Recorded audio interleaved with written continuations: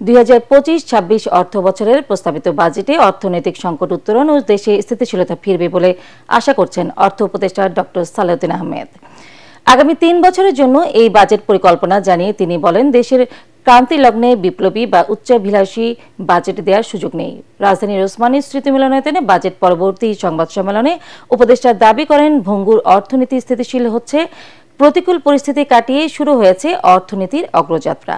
তবে কালো টাকা সাদা করার সুযোগ রাখার অস্বস্তি এবং মূল্যস্ফীতির লক্ষ্যমাত্রা নিয়ে সংশয় তার। বিস্তারিত শারফুল আলমের প্রতিবেদনে। আপনাদের সবাইকে ধন্যবাদ জানাই। নিয়ম মেনে উপদেষ্টা পরিষদের সদস্যদের নিয়ে বাজেট পরবর্তী সংবাদ সম্মেলনের শুরুতেই অর্থ উপদেষ্টা দাবি করেন, ভঙ্গুর অর্থনীতি পুনরুদ্ধারের দায়িত্ব নিয়েছিল অন্তর্বর্তীকালীন সরকার। ঋণের বোঝা রাজস্ব আয়ের তলানিতে এমন পরিস্থিতির মধ্যেই বিপ্লবী বাজেট দেওয়া কঠিন। সীমিত সম্পদ দিয়েও সাধারণ মানুষের কল্যাণ হয় এমন বাজেট দেওয়ার চেষ্টার কথাও জানান অর্থ উপদেষ্টা। করের বোঝা মধ্যবিত্তের ব্যয় বাড়বে কিনা সেই প্রশ্নেরও উত্তর দেন তিনি। একটা বাড়বে, একটা কমবে, আবার বাজেটের মধ্যে আছে কিনা সেটা। হ্যাঁ, ডেফিনেটলি আপনার যে ক্রয় ক্ষমতার যদি না থাকে তখন বলবো যে এমন বিপদে পড়লাম, আমি যেটা নিয়ে গেলাম সেটা কোনো কিছু কিনতে পারলাম না। পৃথিবীর কোনো দেশে হয় না প্রত্যেক দিন দাম কমেছে, আবার প্রত্যেক দিন বেড়ে গেছে। অতএব আমি বলছি না যে বাজারটা ভালো, তা না, তবে জিনিসপত্রের দাম বেশি। ট্যাক্স যদি আরো বেশি আদায় করতে পারতাম, ট্যাক্স যদি ফাঁকি না দেওয়া হতো, ভ্যাট যদি ফাঁকি না দেওয়া হতো, করাপশন যদি না থাকতো দেশে, টাকা করে ফিরিয়ে আনতে পারতাম, তখন আমার ওই বাজেট সাপোর্টও রাখতো না IMF বা ওয়ার্ল্ড ব্যাংকের। আমাদের অর্থনীতির যে একটা চালিকা শক্তি, ফরেন এক্সচেঞ্জের অ্যাভেলেবিলিটি, সেটা ঠিক থাকবে এবং আমাদের মনিটারি পলিসিটাকে আমরা টাইট করে রাখছি। আমরা আগামীতে এটাকে ইন্টারেস্ট রেটটা কমিয়ে আনবো যখন ইনফ্লেশনটা 7%-এর নিচে নেমে যাবে। আমরা আশাবাদী এটা জুলাই, অগাস্ট, সেপ্টেম্বরের মধ্যেই আমরা সেখানে যেতে পারবো। টানা ৭ম-বারের মতো বেস্ট টিস্যু পেপার ব্র্যান্ড হিসেবে স্বীকৃতি পেয়েছে বসুন্ধরা টিস্যু। অতীতে কালো টাকা সাদা করার সুযোগ রাখার সমালোচনা করেছেন অর্থ উপদেষ্টা। তবে এবার নিজের তৈরি বাজেটেও রেখেছেন এমন সুযোগ। এটাকে কালো টাকা নয়, অপ্রদর্শিত অর্থ বলে দাবি তার। পাচার করা অর্থ ফেরত আনা কঠিন বলেও জানান সালেউদ্দিন আহমেদ। যারা পাচার করে তারা অত্যন্ত বুদ্ধিমান লোক, লেয়ারিং করে পরে এমন না যে টাকা ঝাট করে পাঠিয়ে দেওয়া আরেক জায়গায়। একটা সেন্সেশনাল কেস অলরেডি করা হয়েছে, সময় লাগবে, তবু প্রোগ্রেস হচ্ছে। যে কালো টাকাটা পেলে হয়তো আমার বাজেটের ওই বাজেট সাপোর্টটা মোটো কম লাগতো, IMF এর কাছে যেতে হতো না। আনফরচুনেট আমরা সেটা পারি নাই। কালো টাকা কিন্তু এটা ঠিক কালো টাকা না, আমরা যেটা যে অপ্রদর্শিত টাকা কোনো কারণে যদি আপনার কাছে থাকে, শুধু ফ্ল্যাটের ব্যাপারে একটা বিধান দেওয়া হয়েছে। কালো টাকাটা সাদা করার ব্যাপারে হয়তো ডেফিনেটলি কিছু ইস্যু থাকে, সেটা আমরা বিবেচনা করবো যে এটা সে করা যায় কিনা। আমরা বলছি না যে খুব ভালো জিনিস করে ফেলেছে কালো টাকা সাদা করা। সীমিত সম্পদ ও নানা সীমাবদ্ধতার মধ্যেও নিজের দেয়া বাজেটকে জনবান্ধব ও ব্যবসা বান্ধব বলে দাবি করেছেন অর্থ উপদেষ্টা। অতীতে সংসদে মাসব্যাপী আলোচনার পর জুনের শেষের দিকে অর্থ বিল পাশ হওয়ার রীতি থাকলেও এবার সংসদ না থাকায় 22 জুন অর্থ বিল উপদেষ্টা পরিষদে অনুমোদনের পর অধ্যাদেশ আকারে জারি করা হবে বলেও সংবাদ সম্মেলনে জানানো হয়। বাজেটটা তো ফাইনাল হবে আরো পরে। শারফুল আলম, ATN বাংলা, ঢাকা। বাজেটে অর্থনৈতিক রূপান্তরের আকাঙ্ক্ষার পূর্ণ প্রতিফলন ঘটেনি বলে মনে করে জাতীয় নাগরিক পার্টি NCP। সংবাদ সম্মেলনে দলটির আহ্বায়ক নাহিদ ইসলাম বলেন, বরাবরের মতোই গরিবদের উপর করের বোঝা চাপানো হয়েছে। এর বিপরীতে শীর্ষ ধনীদের উপর অধিকতর কর আরোপ করা হয়নি। তবে জুলাই আন্দোলনে আহত বা নিহত পরিবারের জন্য বাজেটে যে বরাদ্দ করা হয়েছে তাকে সাধুবাদ জানায় দলটি। দেখুন মাজহারুল হক মুয়াজ্জেরের রিপোর্ট। 2025-26 অর্থ বছরের বাজেট প্রতিক্রিয়ায় সরব সবাই, বাদ যায়নি জুলাই গণ অভ্যুত্থান পরবর্তী সৃষ্ট রাজনৈতিক দল জাতীয় নাগরিক পার্টিও। বাংলা মোটরে অস্থায়ী কার্যালয়ে সংবাদ সম্মেলনে দলটির নেতাদের অভিযোগ, রাঘব বোয়ালদের করের আওতায় এনে জবাবদিহিতা নিশ্চিতের কোনো সুযোগ রাখা হয়নি প্রস্তাবিত বাজেটে। রাজনৈতিক দলের পরিবর্তন হলেও যাতে রাষ্ট্রের যে নীতি, জনমানুষের কল্যাণের নীতি, সেটাতে যাতে পরিবর্তন না হয়, সেটার দিকে বাংলাদেশ যাওয়া উচিত বলে আমরা মনে করি।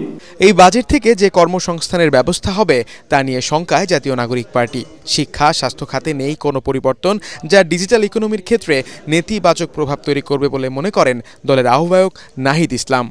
সরকার এই বর্তমান সময়ে যে অর্থনৈতিক সমস্যাগুলো, সেই সমস্যাগুলো তারা অ্যাড্রেস করতে পেরেছে।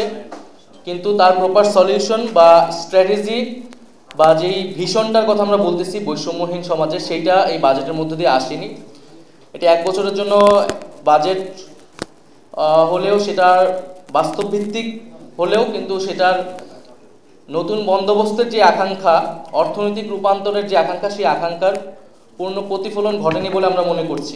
জুলাই যোদ্ধাদের বরাদ্দ দেয়া বাজেটকে সাধুবাদ জানিয়ে তা সঠিকভাবে বন্টনের তাগিদ দেন তিনি।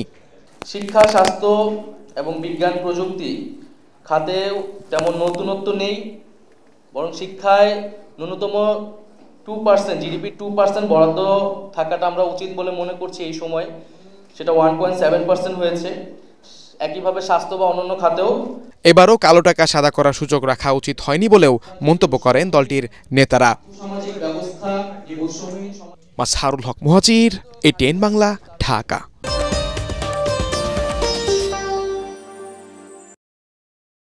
ভারত থেকে দেশে ফেরার 10 মাস পর নিজের গুমের অভিযোগ আন্তর্জাতিক অপরাধ ট্রাইব্যুনালে জমা দিলেন বিএনপির স্থায়ী কমিটির সদস্য সালাউদ্দিন আহমেদ। এতে প্রধান অভিযুক্ত হিসেবে সাবেক প্রধানমন্ত্রী শেখ হাসিনা সহ 7 জনের নাম উল্লেখ করা হয়েছে। এতে শেখ হাসিনার বিরুদ্ধে আদালত অবমাননার বিষয়ে পরবর্তী শুনানি ও আদেশের জন্য 19 জুন দিন ঠিক করেছে ট্রাইব্যুনাল। আরও জানাচ্ছেন হুমায়ুন চিশতি।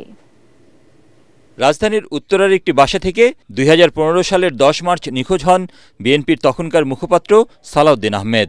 62 দিন পর 11 মে ভারতের মেঘালয়ের শিলংয়ে স্থানীয় পুলিশ তাকে উদ্ধার করে। এরপর প্রায় 9.5 বছর তিনি ভারতেই ছিলেন, সেখানেও কারাবন্দী ছিলেন দীর্ঘদিন।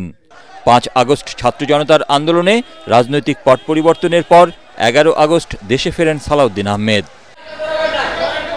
মঙ্গলবার নিজের গুমের অভিযোগ দায়ের করতে বিএনপিপন্থী আইনজীবীদের নিয়ে আন্তর্জাতিক অপরাধ ট্রাইব্যুনালে যান তিনি।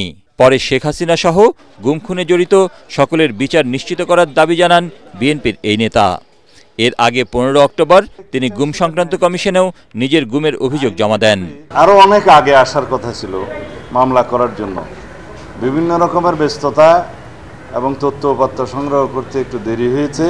সরকারকে আহ্বান করব যাতে লজিস্টিক সাপোর্ট, ইনভেস্টিগেশন টিম বাড়ানো, প্রসিকিউশন টিম বাড়ানো সহ যত রকমের সহায়তা প্রয়োজন সরকার যেন করে। সুবিচার নিশ্চিত করেও আমাদেরকে সেটার দৃষ্টান্ত স্থাপন করতে হবে যে বাংলাদেশের ভবিষ্যৎ আমরা কীরকম চাই। এদিকে ক্ষমতাচ্যুত প্রধানমন্ত্রী শেখ হাসিনা সহ 2 জনকে আদালত অবমাননার বিষয়ে ব্যাখ্যা দিতে 2টি জাতীয় পত্রিকায় বিজ্ঞপ্তি প্রকাশ করে ট্রাইব্যুনাল। তবে নির্ধারিত দিনে আদালতে আসেননি তারা। আগামী 19 জুন এ বিষয়ে চূড়ান্ত শুনানি ও আদেশের জন্য দিন ঠিক করেছেন ট্রাইব্যুনাল। সাধারণভাবে যে নোটিশটা বাড়িতে গিয়ে জারি করা হয় সেটা জারি হয়েছে, দ্বিতীয় দফায় পত্রিকাতে নোটিশ জারি হয়েছে, তারপরেও তারা আজকে পর্যন্ত হাজির হননি। আদালত ন্যায় বিচারের স্বার্থে আরেকটা শেষ সুযোগ দিয়েছেন। 19 জুন পরবর্তী তারিখ নির্ধারিত হয়েছে। ওই দিন শুনানি অন্তে শেখ হাসিনার বিরুদ্ধে দায়েরকৃত যে কন্টেম্প্ট প্রসিডিং সেটার ব্যাপারে আদালত আদেশ দেবেন। জুলাই আগস্ট আন্দোলনে রাজধানীর চানখারপুলে 6 জনকে হত্যার মামলায় কারাগার থেকে 4 আসামিকে এদিন সকালে ট্রাইব্যুনালে হাজির করা হয়। শুনানি শেষে এ মামলায় পলাতক ডিএমপির সাবেক কমিশনার হাবিবুর রহমান সহ 4 জনকে হাজির করতে পত্রিকায় বিজ্ঞপ্তি দেওয়ার নির্দেশ দেন ট্রাইব্যুনাল। হুমায়ুন চিশতি, ATN বাংলা, ঢাকা।